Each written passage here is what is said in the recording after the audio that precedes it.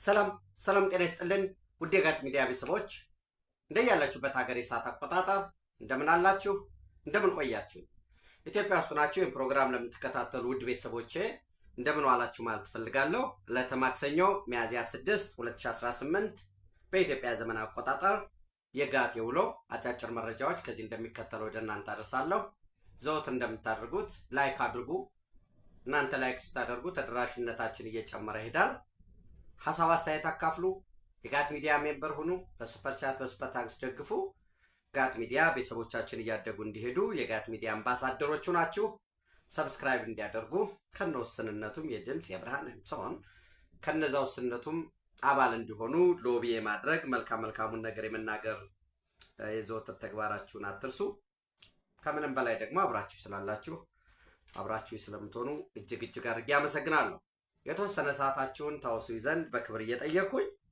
ሶስት አጫጭር መረጃዎች ወደ እናንተ አደርሳለሁ የመጀመሪያው ትናንት ምሽት የላይቤሪያ ፕሬዝዳንት ጆሴፍ ኒውማ ቦአካይ አዲስ አበባ ገብተዋል አዲስ አበባ ሲገቡ ክቡር የፌዴሪ ጠቅላይ ሚኒስትር ዶክተር አብይ አህመድ ደማቅ አቀባበል አድርገውላቸዋል የሁለት ቀን ኦፊሴላዊ ጉብኝት ያደርጋሉ ዛሬ አፕሪል 14 እንዲሁም ነገ አፕሪል 15 ጉብኝት ያደርጋሉ በአፕሪል 16 ወደ ሞኖሮቪያ ላይቤሪያ እንደሚመለሱ የላይቤሪያ ፕሬዝዳንት ጽፈት ቤት ያወጣው መግለጫ ወይንም ይሄ ምንድነው የምንለው ሪፐብሊክ ኦፍ ላይቤሪያ ሚኒስትሪ ኦፍ ስቴት ፎር ፕሬዚደንሻል አፌርስ ኦፊስ ኦፍ ዘ ፕሬዚደንሻል ፕሬስ ሴክሬታሪ ዲፓርትመንት ኦፍ ፐብሊክ አፌርስ ኤክስኪዩቲቭ ማንሲዮን ካፒታል ሂል ብሎ ፎር ኢሚዲየት ሪሊዝ አስቸኳይ ጋዜጣዊ መግለጫ በሚል ያወጣዋል በዚህም ምናልባት የጉዞ አካል የሆኑት ትናንት ነው ያወጣው መግለጫውን አፕሪል 13 2026 ይላል ኤክስኪዩቲቭ ማንሲዮን ሞኖሮቪያ ፕሬዝዳንት ጆሴፍ ኒውማ ቦአካይ Sir departed Liberia this morning for an official visit to the Federal Democratic Republic of Ethiopia, following an invitation from His Excellency Abiy Ahmed Ali, Prime Minister of Ethiopia. የፌዴሪ ጠቅላይ ሚኒስትር ክቡር ዶክተር አብይ አህመድ ባደረጉላቸው ግብዣ መሰረት በዛሬው ዕለት የላይቤሪያ ፕሬዝዳንት ክቡር ጆሴፍ ኒውማ ቦአካይ ወደ አዲስ አበባ ተጉዘዋል ይላል The visit scheduled for April 14 to 15 is aimed to strengthening the long-standing bilateral relations between ይሄ ከነገ 14 እስከ 15 የሚኖረው ጉብኝት በኢትዮጵያና በላይቤሪያ መካከል ያለውን ለረጅም ጊዜ ጸንቶ የቆየ ወዳጅነት ማጠናከርን ዓላማው አድርጓል ይላል ያን ብቻ አይደለም የሚለው and will provide an opportunity for high level discussion on እንዲሁም በከፍተኛ ደረጃ በሁለትዮሽ on bilateral በሁለትዮሽ በቀጠናዊና በዓለም አቀፋዊ ጉዳዮች ዙሪያ በከፍተኛ መሪዎች ደረጃ ውይይት እንዲደረግ በር ይከፍታል ይላል and will provide an opportunity for high level discussions on bilateral regional and international matters of mutual interest ብሎ President Boakai is accompanied by a high level delegations including አሁን ምን ፎከስ ሊያደርግ ይችላል ጉብኝቱ የሚለውን ለማወቅ እነማን ናቸው አብሮ የመጡ የሚለውትን ማየት አስፈላጊ ስለሆነ ነው እሱን ማነብላችሁ ማዳም ሰራህ ባስሎ ናንቲ ሚኒስትር ኦፍ ፎሬን አፌርስ የውጭ ጉዳይ ሚኒስትሯ አሉበት ብርጋዴር ጀነራል ጃኔት ጆርጅ ሚኒስትር ኦፍ ናሽናል ዲፌንስ የላይቤሪያ መከላከያ ሚኒስትር አሉበት ዶክተር አጉስቲን ኮነ ሲኒየር አድቫይዘር ከፍተኛ አማካሪ ዶክተር ላይሊ ማፕራያን ፕሬዝዳንት ኦፍ ዘ ዩኒቨርሲቲ ኦፍ ላይቤሪያ የላይቤሪያ ዩኒቨርሲቲ ፕሬዝዳንት አሉ ማዳም ኦራ ሪቻርድስ አምባሳደር አት ላርጅ እንዲሁም ሚስተር ዳንኤል ሳንዶ ዲፒቲ ሚኒስተር ፎር ፐብሊክ አፌርስ ሚኒስትሪ ኦፍ ኢንፎርሜሽን እነኛ አሉበት ይልና while in Addis Ababa President Boakai is expected to hold meeting with Prime Minister Abiy and other senior Ethiopian officials focusing on deepening cooperation across key sectors in the absence of the president honorable Samuel will chair the cabinet ምክትል ሆነው ፕሬዚደንት በሌሉበት እሱን ይሰራልና consultation with the president and the vice president. President Boakai is expected to return to Liberia on April 16, 2026 ከነገ በስቲያ ይመለሳሉ ይላል። ይሄንን ያወጣው እንዳልኳቸው አስቀድሜ ዲፓርትመንት ኦፍ ፐብሊክ አፌርሳቸው ነው። ሶ ከዛ በፊት እንግዲህ ላይቤሪያ አፍሪካ ውስጥ ካሉ ቅኝ ካልተገዙ ሀገሮች መካከል አንዷ ነች። ከኢትዮጵያ ጋር ተመሳሳይ የሚያረጋት ይሄ ነው። ረጅም ታሪክ ያላት ቅኝ ያልተገዛች የምዕራብ አፍሪካ ሀገር ነች። ከዛ ባለፈ በተባበሩት መንግስታት ተልኮ በላይቤሪያ ኢትዮጵያ ላይቤሪያው እንግዲህ ታስታውሳላችሁ የእርስ በርስ ግጭት አጋጥሟት ነበር። የግጭቱ መነሻ ያው እንግዲህ የሪሶርስ ጉዳይ አለ። ከዛም ባለፈ ደግሞ ቅኝ አትገዛ እንጂ ትርክቶች አሉ። ያው ከአሜሪካ የመጡም ስለነበሩ የውስጥ ዲሞክራሲም ችግሮች አሉ። ሰው በዚህ ምክንያት ግጭት አጋጥሞ ነበር። 2000 ላይ የእርስ በርስ ሲቪል ዋር አጋጠመ።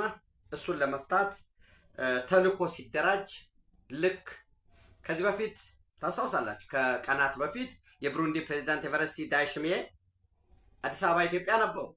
ኤቨረስቲ ዳይሽሚዬ የብሩንዲ ፕሬዝዳንት ናቸው። የወቅቱ የአፍሪካ ህብረት ሊቀመንበር ናቸው። ላንድ ሎክድ ነች ብሩንዲ። ዋና ኢኮኖሚዋ ግብርና ነው። ከኢትዮጵያ ጋር የሚያመሳ ቡና ትልካለች። ግብርና ላይ የላንድ ሎክድ መሆኑን ምን ያህል ፈታኝ እንደሆነ ከብሩንዲ በላይ ምስክር የለም። ከዛ ባለፈ ልክ በተመሳሳይ ኢትዮጵያ ብሩንዲ ላይም አፍሪካ ሚሽን ኢን ብሩንዲ በዛ ተሳትፈናል። መሳተፍ ብቻ አይደለም፣ ለብሩንዲ ሰላም፣ ጸጥታ፣ ደህንነት ሲባል ዋጋ ተከፍሏል። በተመሳሳይ እንዳልኳችሁ ዩናሚል የዩናይትድ ኔሽን ሚሽን ኢን ላይቤሪያ ኢትዮጵያ 2000 ላይ ነው ሲቪል ዋሩ ያጋጠመው። ዘን 2003 የተባበሩት መንግስታት ሚሽን ሲያዋቀር የኢትዮጵያ ሰራዊት ከፍተኛ ችግር ባለበት አካባቢ ነበር የተመደበው። ዋጋ ከፍሎ መቼስ ይሄንን ጠላትም ወዳጅም የሚመሰክርለት ነው። ይሄንን ዋጋ መክፈል ላይ ብቻ አይደለም ከህብረተሰቡ ጋር ጠንካራ ግንኙነት መስርቶ ይሄ የመሰረተው ግንኙነት ዛሬ ለኢትዮጵያና ለላይቤሪያ የላቀ ግንኙነት መኖር የራሱን የሆነ አስተዋጽኦ ያደረገበት ሁኔታ አለ። ምርጫ ተካሄደ። 2003 እስከ 2006 ነው የዩናይትድ ኔሽን ሚሽን ላይቤሪያ የቆየው። 2005 ላይ ምርጫ ተካሄደ። ሰር በጣም ታዋቂዋ የአይኤምኤፍ በኢኮኖሚክስ ግራጁዌት ያደረገችዋ ኤለን ጆንሰን ሰርሊፍ 2005 ላይ ምርጫ ተደረገ። በየ5 ዓመቱ ነው ምርጫ የሚያደርጉት። በዛ ምርጫው እንዲካሄድ ከፍተኛ ዋጋ ከከፈሉ ተልኮች ከ2003 እስከ 2006 ነው የቆየው። 2005 ላይ ምርጫ ሲካሄድ ምርጫው እንዲደረግ የላቀ ዋጋ ያከፈለው የኢትዮጵያ ሰራዊት ነው። ከዛ በኋላ ምርጫ ተደረገ። በ2005 እንዳልኳቸው ኤለን ጆንሰን ሰርሊፍ ወደ ኃላፊነት መጣች። 2006 ተልኮ አበቃ። የላቀ ሽልማት ተሸልሞ በፕሬዝደንቷ አማካኝነት ተልኮን አጠናቆ ኢትዮጵያ ሰራዊት የመጣበት ሁኔታ ነው ያለው። ከዛ ያው 2 ተከታታይ ምርጫ አሸነፈች። 2005 እስከ 2017 ማለት ነው አይደለ? 2 ተከታታይ። ከዛ 2017 ላይ ምርጫ ተካሄደ። የላይቤሪያው የእግር ኳስ ተጫዋች ጆርጅ ዌሃ 2017 ላይ ምርጫ አሸነፈ። ለ5 ዓመት ቆየ። እስከ 2022 ላይ አለቀ። 2023 ምርጫ ተካሄደ። እንግዲህ በዚህ ምርጫ አሸናፊ የሆኑት ጆሴፍ ኔውማ ቦአካይ በምርጫው አሸንፈው አሁን ላይቤሪያ ከእርስ በርስ ጦርነት ወጥታ የዲሞክራሲ ተምሳሌት እየሆነች ነው። በቀጠናው ያለው የዌስት አፍሪካ ኢኮኖሚክ ኮሚሽንም ኢኮዋስ ማለት ነው የበኩሏን አስተዋጽኦ እያደረገች ነው። በአካባቢው የሚፈጠሩ ግጭቶች በተቻለ መጠን በውይይት በድርድር እንዲፈቱ ጥረት እያደረገች ነው። ያም ሆኖ አካባቢው ላይ ከፍተኛ የሆነ ግጭት ስላለ ከማዕድን ጋርም የተያያዘ ስቲል ድንበር አካባቢ ግጭት ያጋጥማል። የመከላከያ ሚኒስትሩ እዚህ ኢትዮጵያ ውስጥ ናቸው፣ አብረው የጉብኝቱ አካል ናቸው። አንደኛው ኢትዮጵያና ላይቤሪያ በጋራ ወታደራዊ ስልጠና፣ የሰው ኃይል ልውውጥ፣ የማብቃት የመረጃ ልውውጥ እንደሚፈራረሙ ይጠበቃል ማለት ነው። ሁለተኛ በማይኒንግ ዘርፍ ላይቤሪያ ሞሮለስ የአይረን ኦር የብረት ማዕድን በማውጣት ልምድ አዳብረዋል። ኢትዮጵያ ደግሞ በቅርቡ ሰፊ የሆነ ግዙፍ የሆነ የብረት ማዕድን ፕሮጀክት ትጀምራለች። በዛም የልምድ ልውውጥ የሰው ኃይል ልውውጥ እንዲኖር ይጠበቃል። በማዕድን ዘርፍ አብረው የሚሰሩበት ስምምነት ይኖራል ማለት ነው። ሌላው በዲጂታል ቴክኖሎጂ ትናንት ፕሬዚዳንቱን ይዟቸው የመጣው የኢትዮጵያ አየር መንገድ ነው እንዳያችሁት ቦይንግ 787 በአቪዬሽን በአየር መንገድ በኩል ከደቡብ ሱዳን ጋር ስምምነት ይፈረማል በቅርቡ።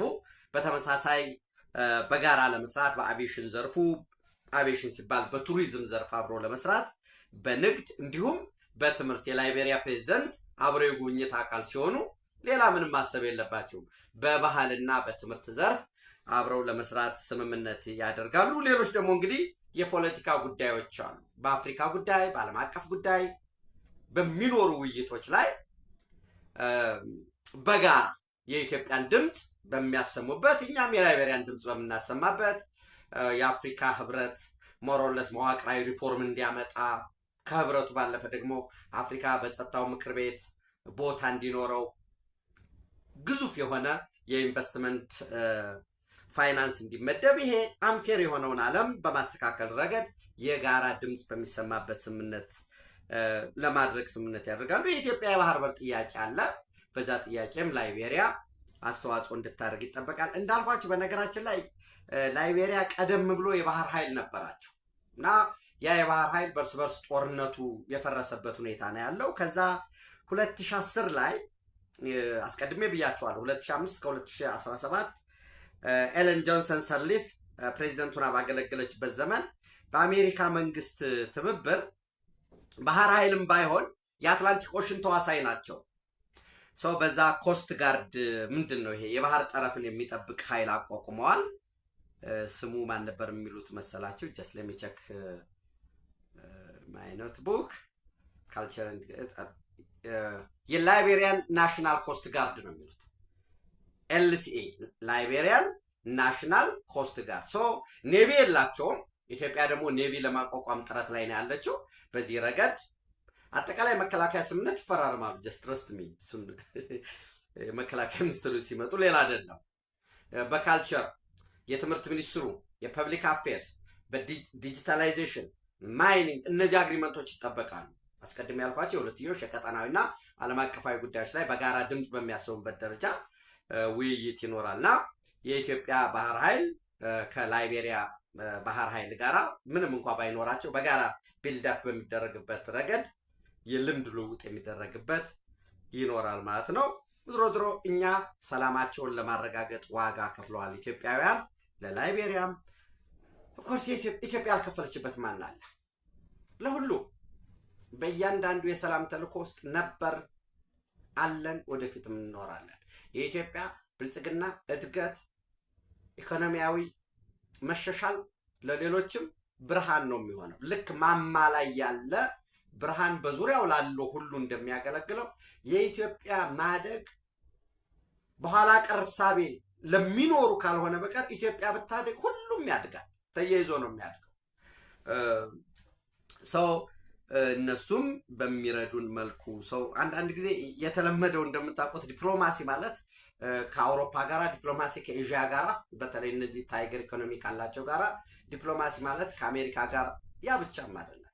ዲፕሎማሲ አፍሪካ ለአፍሪካ ወሳኝነት ያለው ጉዳይ ነው ማለት ነው። በዚህ ረገድ ሰፋፊ ስራዎች እየተሰሩ ነው ያሉት።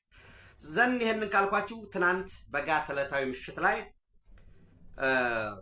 በዛሬው ዕለት የህወሓት ማዕከላዊ ኮሚቴ ስብሰባ እንደሚያደርግ አክሱም ውስጥ መረጃ ድርሻቸው ነበር። ከታማኝ የመረጃ ምንጮች ያገኘሁትን እንዳልኳችሁ ዛሬ ስብሰባውን ጀምረዋል። አዲስ ጸሐፊት የምትባል ቦታ ከአክሱም ከተማ ወጣ ብለው ወደ የጭላ መውጫ የምታውቁት ካላቸው አክሱምን ወደ የጭላ ወረዳ መውጫ መስመሩ ላይ ወይንም ያ መስመር ማለት ወደ የጭላ ወረዳም ወደ ኤርትራ የሚሄደው መስመር ማለት ነው። ከዛ ከከተማው ወጣ ብለው 4.5 ኪሎ ሜትር ገደማ ላይ እንደ ሪዞርት ነገር አለ። በዛ አዳራሽ ውስጥ 45 አባላት ናቸው የማዕከላዊ ኮሚቴ አባላት። ነገር ግን ወታደራዊና ሌሎችም ሆነው 67-68 አካባቢ ሰዎች ስብሰባ እያደረጉ ነው። ጥበቃው እየተከናወነ ያለው የሻዕቢያ ወታደሮች ናቸው ልዩ ጥበቃ እያደረጉ ያሉት። እንግዲህ ያለኝ መረጃ ምንድነው? ይሄንን ነው። ማጣራት ትራያንጉሌት ማድረግ ያስፈልጋል። እናንተም እንድታጣሩ ነው። የተለየ ሐሳብ የሚያነሳ ሰው ካለ የመታፈን እድል ወይንም ከማዕከላዊ ኮሚቴው ታግዶ የመታፈን ሁሉ እድል ይጠብቀዋል የሚል ነው።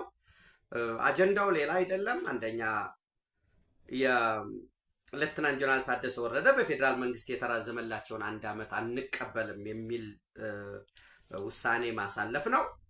ኦቤስሊ አንቀበልም የሚል ውሳኔ ይተላለፋል። ምንም ሌላ ህዋትን እናውቀዋለን። ሁለተኛ ያኛው ተመርጦ የነበረው ከዚህ በፊት ብሔራዊ ምርጫ ቦርድ እንዳልተደረገ ውድቅ እንደሆነ ይቆጠራል ያለው እነሱ በኮሮና ምክንያት ሰኔ 3 2012 ዓ.ም በኮቪድ-19 ምክንያት የፌዴሬሽን ምክር ቤት ወሰና የምታስታውሱት ስለሆነ ማለት ነው። ነፍሳቸውን ይማረውና እነ ፕሮፌሰር እንድሪያስ እሸቴ ሁሉ የተሳተፉበት የተለያዩ ምሁራን የዓለም አቀፍ ተሞክሮ ተቀምሮ የለም አሁን ኮቪድ-19 አለ፣ ምርጫውን ለማድረግ ተንቀሳቅሶ ቀስቀሳ ለማድረግ የድጋፍ ሰልፎችም ለማድረግ ምርጫም ድምጽም ለመስጠት ምዝገባውም ኤቭሪቲንግ በዚህ ዓለም አቀፍ የሆነ ነው አይቻልም ተባለ። ከዛ ውሳኔ የተወሰነ ፌዴሬሽን ምክር ቤት ከ9 ወር ቢበዛ እስከ 1 ዓመት ባለው ምርጫ እንዲደረግ ተባለ። ህወሓት አሁን ምርጫ አድርግ ሲባል አይፈልግም፣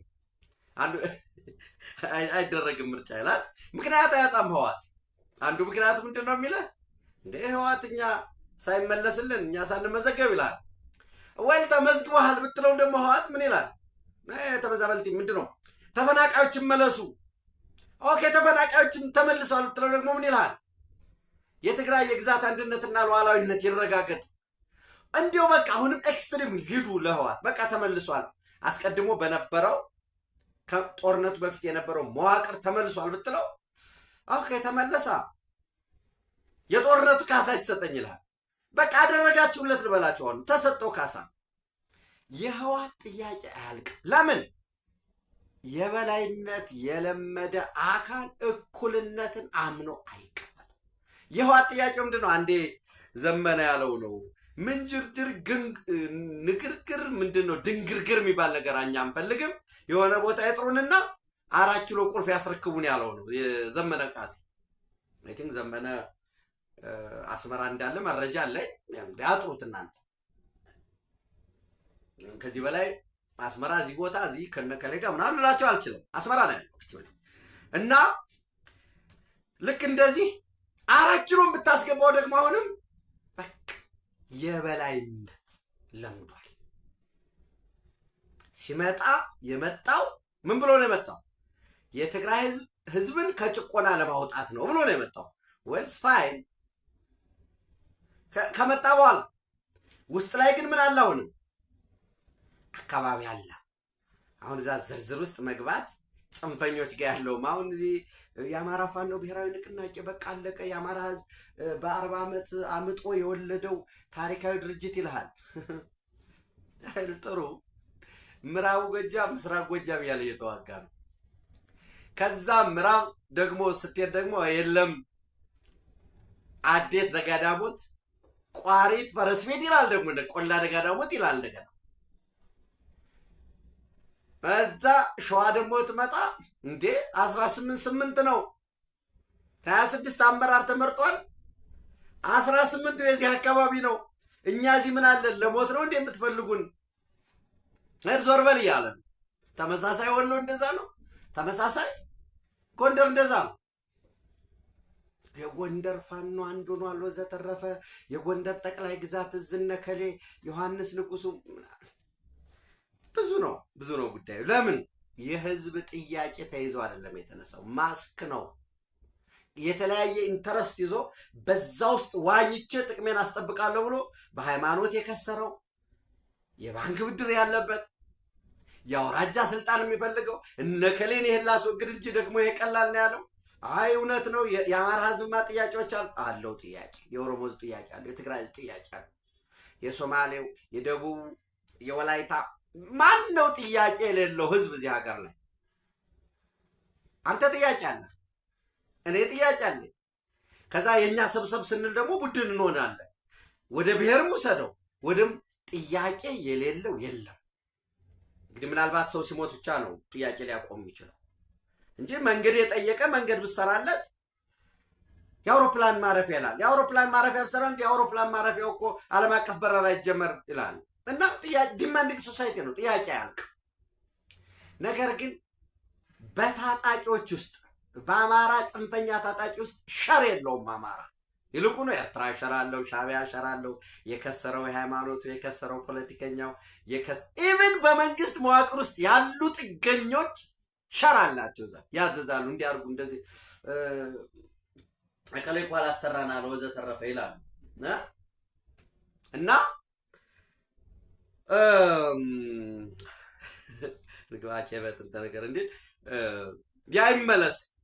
ያ ምርጫ በነሐሴ 27 2012 ያደረግነው ምርጫ ከዛ መስከረም 9 2013 ማለት አይደለ? ነሐሴ 27 2012 ምርጫ አደረጉ።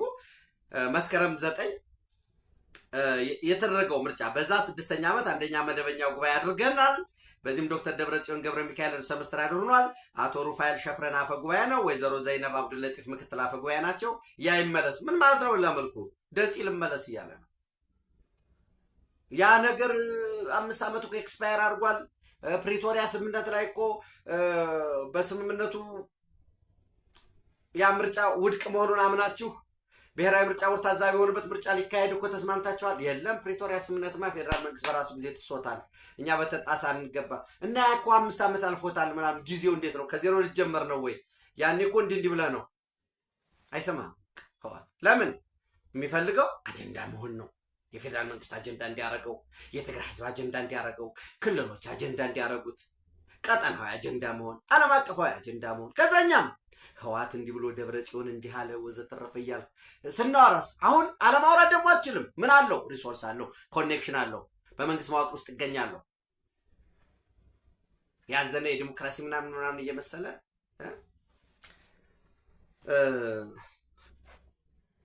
ያ እና እንዳልኳችሁ ከዚህ አዲስ ጸሐፊት ላይ ስብሰባ እያደረጉ ነው። ሰው ታደሰን ማውረድ ላይ ይስማማሉ።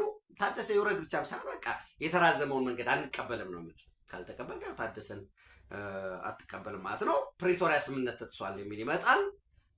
ዘንድ ጦርነት ሊያውጁ ይችላሉ የሚል ነው። እንግዲህ ዛሬ አርሚ 24 ተሳትፏል የሚል መረጃዎች አሉ። ድሮ ዛሬ ግጭት ነበረ። ከሌሊቱ 11 ሰዓት ገደማ ጀምሮ በአካባቢው የሚንቀሳቀሰው ጽንፈኛው የአማራ ፋኖ ትንኮሳ አደረገ። ጦርነት ላይ ጉዳት ይኖራል። በነገራችን ላይ ጀግኖች ሀገራቸውን ሊጠብቁ ህዝባቸውን ሊጠብቁ የወጡ የኢትዮጵያ ልጆች ላይ ጉዳት ይደርሳል። ምንም ድሮ ጉዳት የደረሰባቸው የጽንፈኛው ፋኖ አባላት ደግሞ አላማጣ ነው እየታከሙ ያሉት። ሰው አብሮ እየሰሩ ነው ለሚለው አብሮ እንደሚሰሩ እነሱም ስለተናገሩ ምንም ጥርጥር የለውም። እንግዲህ ጽንፈኛው ፋኖ እና የአርሚ 24 የሚባለው የጽንፈኛው ህወሓት ታጣቂ እዚሁ ዋጃና ጥሙጋ አካባቢ የኢትዮጵያ መከላከያ ሰራዊት የማያዳግም ምላሽ እየወሰደ ነው ያለው። ሆፕፉሊ አላማጣ ታስታውሳላችሁ፣ ሌፍትናንት ጀነራል ታደሰ ወረደ ደግሞ ወደ አላማጣ መጥቶ ነበር። ከዛ አላማጣ እነሱ ተቆጣጠሩ። ደቡብ ትግራይ በሙሉኛ መልሰናል፣ የምንጠይቀው እንጂ ዘተረፈ የለም ብሎ እዛ ሆነው ጥቃት እየፈጸሙ ስለሆነ ሜቢ አላማጣ የኢትዮጵያ መከላከያ ሰራዊት ሊቆጣጠር ይችላል። ይቆጣጠራል አላልኳችሁም፣ ሊቆጣጠር ይችላል። እሱን ተከትሎ ደግሞ ሌላ እሱን በመውሰድ ህወሓት እንደገና ሌላ አሁንም ተጨማሪ ጭፈት ያመጣል ብለን ተስፋ እናደርጋለን። ሻቢያ አብሯቸው እንዲዋጋ ፍላጎት አላቸው። እኔ አሁንም የምነግረው እኔ ልሰሳት ይችላል። ሻቢያ አይዋጋም። ለህዋቶች መዋቅ የሚያስፈልገው እና በባለፉት ቀናት ከ3 ቀን በፊት የቻይና የአፍሪካ ቀንድ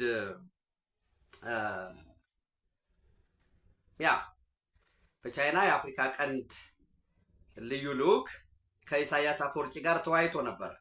ታስታውሳላችሁ። በውይይታቸው የሁለትዮሽ ግንኙነት ላይ ውይይት እንዳደረጉ ኢቨን እንደውም ኢሳያስ አፈወርቂ ቻይና ኃላፊነቷን በደንብ ልትወጣ ይገባል፣ በቀጠናዊ ኃላፊነቷን የሚል አቅርበው ነበር እና ዛሬ የቻይና የአፍሪካ ቀንድ ልዩ መልእክተኛ አምባሳደር ሁ ቻንግቹን ዛሬ ጠዋት ከኢፌድሪ ውጭ ጉዳይ ሚኒስትር ዴኤታ አምባሳደር ብርሃኑ ጸጋዬ ጋራ በሁለትዮሽ በቀጠናዊ በዓለም አቀፋዊ ጉዳዮች ዙሪያ ውይይት አድርገዋል። ያው ዋናው አምባሳደር ዶክተር ጌዲዮን ጢሞቴዎስ ከላይቤሪያ ፕሬዝዳንት ሉክ ጋር ከውጭ ጉዳይ ሚኒስትሩም ስላሉ ከዛ ጋር ስለሆኑ ሆፕፉሊ ተስፋ ማድረገው አምባሳደሩ ሁ ቻንግቹን ከሰዓት ከውጭ ጉዳይ ሚኒስትር ዶክተር ጌዲዮን ጢሞቴዎስ ጋር ከኢፌዴሪ ጠቅላይ ሚኒስትር ዶክተር አብይ አህመድ ጋር የሚወያዩም ይመስለኛል ያልኩኝ። ምክንያቱም ኤርትራ ልትዋጋ አትችልም ከኢትዮጵያ ጋር። አሁን ኤርትራና ኢትዮጵያ ከተዋጉ ምንም ጥርጥር የለው ኤርትራ የሚባል ወይ ኢሳያስ የሚባል ኢሳያስ አፈወርቂ የሚመራው የሻቢያ መዋቅር አይኖርም። ይህንን የስሜን ያህል እርግጠኛ ሆኜ ነው የምነግራቸው። ልክ ነው፣ ጦርነት ነው፣ ጉዳት ይደርሳል። ከሻቢያ ጀርባ የሚሰለፍ ትጥቅ ስንቅ የሚሰጥ ይኖራል። ነገር ግን ሻቢያ ያንን አይፈልግም። ሻቢያ ሲናሪዮ ይሰራል። ከህወሓት ጋር እኮ አንዱ ያላቸው ጸብ የሻቢያ ወታደራዊና የደህንነት መዋቅር አባላት በተደጋጋሚ ጊዜ አቅርቤላቸዋለሁ። ግምገማ ሲያደርጉ የኢትዮጵያ መንግስት አሁን አብቅቶለታል፣ ደክሟል፣ ሰራዊቱ የመዋጋት አይችልም፣ የጦር መሳሪያ የለም፣ እንዲያውም አሁን ደግሞ የመካከለኛው ምስራቅ ዩኤኢ እንዲመሆኗ ምናምን ወዘተረፈ የሚል ዝም ብሎ ቅዠት ነው። እና የሻቢያ እና ሀሊባይ ጀነራል ሀሊባይ ሁልጊዜ የሚሉ የተጋነነ ግምት ለራሳችሁ ትሰጡና ጠላት ብላችሁ የምትወስዱትን የፌዴራል መንግስት ደግሞ ደካማ አድርጋችሁ ነው የምታዩ። ትክክል አይደላችሁ። ጠንካራ ወታደራዊ ቁመና አለው። የአየር ኃይልም የትጥቅም የስንቅም የሎጂስቲክስ የሙቬቢሊቲም ከፍተኛ አለው ነው የሚሉ የእነሱ ግን ያውቁታል። እውነታው ወለ ፕሮፓጋንዳ የምትለው እንትላለ። እኔ አሁን ፕሮፓጋንዳ ለሚሰሩ ሰዎች ያን ያህል ብዙም ወሬ ማድረግ አይደለሁም። በዛ በኩል እኛም ብንሆን እንዴት ልንሰራው እንደምንችል ማሰብ አለብን። እውነታውን ግን ማወቅ አለብን። አሁን ለምሳሌ እናስረስ በዚህ በጽንፈኛው ፋኖ በኩል ያሉት የኢትዮጵያ መከላከያ ሰራዊት እኮ ደምስሰው ጨርሰውታል። ታዲያ ደምስሰው ከጨረስ ለምንድን ነው ለቀበሌ ሸጥ የምትተራመስ ብትለው፣ አይ 4 ኪሎ እኮ ማለት እኮ ቀበሌ ከመቆጣጠር እንጂ ልክ ነው፣ ፕሮፓጋንዳ ነው። እና ሻቢያ ኢትዮጵያ እየተተራመሰች በውስጥ ጉዳዩ ላይ ቢሆን ሌቨሬጅ ለመደራደር ፍላጎቱ ከፍ ይላል። በነገራችን ላይ ሰምታችኋል። በዚህ ሰሞን የጅቡቲ ፖርት ኤንድ ፍሪ ዞን ዳይሬክተሩ ለኢትዮጵያ እኮ የታጁራ ወደብን 60% ሰጠናት ነበረ፣ ኢትዮጵያ ግን ፍላጎቷን አላሳየችንም። እንዲያውም የዚህ የጅቡቲ የታጁራ ወደብ ጉዳይ ላይ ሳይሆን ውይይት ማድረግ የፈለጉት ኮሪደር ነፃ ቀጠና ሰጠናቸው፣ እሱን 50 ዓመት ይሁን 40 ዓመት ሆኖ ማልማት ነው እንጂ የፈለጉ የታጁራ ፖርትን እንድንሰጣቸው ፍላጎት አላሳይ። ካፒታል ይዞት ወጥቷል። ዝርዝር ውስጥ መሄድ አልፈልግም። ለምንድን ነው ግን እንዲህ ያለው? ጅቡቲ የሆነው በ2024 ነው። ከሶማሊላንድ ጋር ስንፈራረም ነው። ከአንድ 5 ወር ቆይታ በኋላ ነው እኛ ሰጠናል የሚል ይዘው የመጡት። ታዲያ ዛሬ 2026 4ኛው ወር ላይ ይህን ማንሳት ምን አስፈለገ የሚለው ልዩ ድርድር እየተካሄደ ነው። የጅዳ ዲክላሬሽንን በደንብ አስታውሱ። ስፔሻል ኢኮኖሚክ ዞን ይቋቋማል። ኢትዮጵያና ኤርትራ ስፔሻል ኢኮኖሚክ ዞን የት? አሰብ፣ ኮምቦልቻ ሊሆን አይችልም። ስፔሻል ኢኮኖሚክ ዞን ደግሞ ምን እንደሆነ የምታውቁት ነው። እና እኛም እኮ ይህን ሰጠን ነበር ነው። ምንድን ነው አግሪመንቱ? ወደፊት የምናየው ነው። ነገር ግን ብያችኋለሁ፣ በአሁኑ ሰዓት ቻይናና ሳውዲ አረቢያ ኢትዮጵያና ኤርትራውያን እያደራደሩ ነው። ኢትዮጵያ ደግሞ ጥይት መተኮስ፣ ሚሳኤል ማስወንጨፍ፣ የሆነ ምሽግ ተራራ መቆጣጠር ያ ፍላጎት የለንም። ብትዋጋ እንኳን ዘይንድ ኦፍ ዘ ዴይ ወደ ድርድር ነው የምትሄደው። በሰላማዊ መንገድ ለመጨረስ ጥረት እየተደረገ ነው። የቻይናም ፍላጎት በቻይና የአፍሪካ ቀንድ ልዩ መልእክተኛ አምባሳደር ሁ ቻንግቹን ዝርዝር ጉዳዮችን ለኢሳያስ አፈወርቂ አቅርቦላቸዋል። የኢሳያስ አፈወርቂ ምላሽ የኤርትራ ፍላጎት ለኢትዮጵያ ይቀርባል። በጋራ በሚያደርገው ጉዳይ ላይ ደግሞ ውይይቶች፣ ድርድሮች ይካሄዳሉ። እየተደራደርን ነው ብሎ የሚነግርህ የለም። ሴክሬት ዲፕሎማሲ ያለ አንዳንድ ጉዳይ ለምሳሌ አሁን ብዙ ሰው ኤርትራና አሜሪካ ለባለፉት ከ79 ጀምሮ የማይገናኙ ነው አይደል ብለን የምናስበው። እንደዛ አይደለም። የፓኪስታን ኤምባሲ በአሜሪካ ያለው የፓኪስታን ኤምባሲ የኢራንን ጉዳይ ያስፈጽማል። በተመሳሳይ ቴሄራን ላይ ያለው የፓኪስታን ኤምባሲ ደግሞ የአሜሪካን ጉዳይ ያስፈጽማል። ኢንዳይሬክት ሆነ ላይናገሩ ይችላሉ ሴክሬት። ስለዚህ ከዚህ በፊት 2-3 ቦታ ላይ ግንኙነት ተፈጥሯል። እነማን ናቸው እዛ የተገኙ? ኤርትራ ምን አነሳ? ከኢትዮጵያ በኩል ምን ቀረበ? ጊዜው ሲያልፍ የሆነ ጊዜ ደግሞ ይገለጣል። ሰው የሚነገር አለ፣ የሚሰራ አለ፣ የሚሰራ አለ፣ የማይነገር አንድ ቫይስ ቨርሳ የሆነ ከዛ ወደ ኦፕን ዲፕሎማሲ ደግሞ የሚመጣ ይኖራል ማለት ነው። እሱን ካልኳቸው ወደ መካከለኛው ምስራቅ ስንሄድ እንግዲህ የእስራኤል፣ ኢራን፣ አሜሪካን ጉዳይ እናያለን። በነገራችን ላይ ጣሊያን ከስፔን በመቀጠል ሞሮለስ ከእስራኤል ጋር ያለኝን ወታደራዊ ትብብሮች አቁሜያለሁ ብላ በመሪዋ ጆርጂያ ሚሎኒ በኩል አስታውቃለች። ምንድን ነው የሚለው? የጣሊያን ጠቅላይ ሚኒስትር ጆርጂያ ሚሎኒ ከእስራኤል ጋር ያለውን ወታደራዊ ትብብር ማቋረጣቸውን ለጊዜው ማቆማቸውን ገለጹ ይላል። ስፔን ደግሞ ዓለም አቀፍ ሕግን በግላጭ እየጣሰች ነው የምትጥስ አንድ ሀገር አለች ብለው አሁንም በተደጋጋሚ የቃላት ጦርነቱ እየከረረ ያለበት ሁኔታ ነው ያለው። ሌላው እንግዲህ ያው የአውሮፓ ህብረት ጣሊያን አባል ነው፣ ስፔን አባል ነው። ቱርክ እዋጋለሁ ቱርክን ዝም ብለን ነው መዋጋቱን እንተውና ድሮ ይሄ ባለበት ሁኔታ ነገሮች እየተካረሩ ነው ያሉት። ዛሬ እስራኤልና ሊባኖስ አሜሪካ ይገናኛሉ ተብሎ ይጠበቃል። በአሜሪካ የእስራኤል አምባሳደር የቺል ሌተር እና በሊባኖስ በአሜሪካ የሊባኖስ አምባሳደር ቫይስ ቨርሳ በአሜሪካ የእስራኤል አምባሳደር የቺል ሌተር እንዲሁም በአሜሪካ የሊባኖስ አምባሳደር ናዲያ ሐምደህ በጋራ ውይይት ያደርጋሉ ተብሎ ይጠበቃል። ከዛ በፊት ግን የሊባኖስ ታጣቂ የሂዝቦላ ዋና ጸሐፊ የበላይ ሴክሬታሪ ጀነራል ናይም ቃሲም ሊባኖስ ድርድር ማድረግ የለባትም ብለው ጥሪ አቅርበው ነበር። እንዲሁ በነገራችን ላይ መንግስት ከዚህ በፊት ብያቸዋለሁ፣ መንግስት የቡድን መሳሪያ ቀርቶ ብሬን ራሱ ዶሽቃ የሚባል ነገር የለው። ዋነኛው ትልቁ መንግስት የአየር መቃወሚያ በሉት ሚሳይል ሮኬት ያለው ሂዝቦላ እና ታጣቂ። አሁን ሂዝቦላ ሲፈጠር እኮ የሊባኖስ መንግስት እኮ እያወቀ እኮ ነው የፈጠረው። ምን ብሎ ከእስራኤል ጋር በሚኖረው ዲክተር ያደርግልኛል ብሎ ነው የፈጠረው። ሌቲን አድርገውት ነው። ዛሬ ግን ከመንግስት በላይ መንግስት የሆነ የኢራንን አምባሳደር እንዲወጡ አዘዘ። የሊባኖስ መንግስት አልወጡም፣ ሂዝቦላ እንዳይወጣል እና ከመንግስት ውጭ የጦር መሳሪያ የሚታጠቅን አካል ማበረታታት፣ መደገፍ መልሶ የሚበላው እሱ ነው። ውሻን ጉድጓድ ዘግተህ ጆሮ እያበላ ምናምን ስጋ እያበላ ብታሳድገው መጨረሻ የሚበላ አንተ። መንግስት ነው የሚጠቅመው። መንግስት ሌጅቲሜት ሚንስ ኦፍ ቫይለንስ የጦር መሳሪያ የምታጠቅ ያለበት መንግስት ነው። እዚህ ላይ ነው መሰራት ያለበት። አንዳንዱ ፋኖ እኮ እንደዚህ ነው፣ ለዚህ ይጠቅመሃል፣ ሸኔ ደግሞ በዛ በኩል ያለው እንዲህ ይጠቅመኛል። ቲዲኤፍ እንዴ ለምን? ቲዲኤፍ እኮ ለዚህ ዘብ ነው። ሂዶ መጀመሪያ ራሱን በልቶ ነው የሚመጣው። ዛሬ ታጣቂ የሚባለው ያው አታጣቂ ቲዲኤፍ እየበላ ያለው የትግራይ ህዝብ ነው። ለትግራይ ህዝብ ልማት፣ ለህፃናት ትምህርት ቤት፣ ክትባት ወዘተረፈ የሚውለው በወር በትንሹ 1.34 ቢሊዮን ዶላር ከንሲም ያደርጋል። ይሄ ስንት ነገር ይጠቅም ነበር። ጽንፈኛው ፋኖ የሚያደርገው ስለሚታወቅ፣ ሸኔ የሚያደርገው ስለሚታወቅ ማለት ነው። በአሜሪካና በኢራን መካከል ከነገ በስቲያ ሐሙስ ፓኪስታን እስላማባድ ላይ ድርድር እንደሚደረግ መረጃዎች እየወጡ ነው። ያው ብዙዎቹ ኢራን አሸነፈች ምናምን የሚሉ ሰዎች አሉ።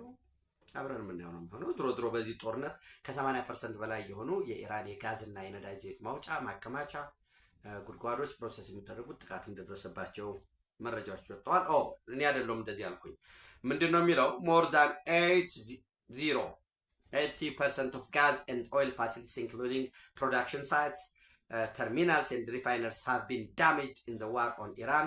Fatih Birol, the head of International Energy Agency, has said ይላል።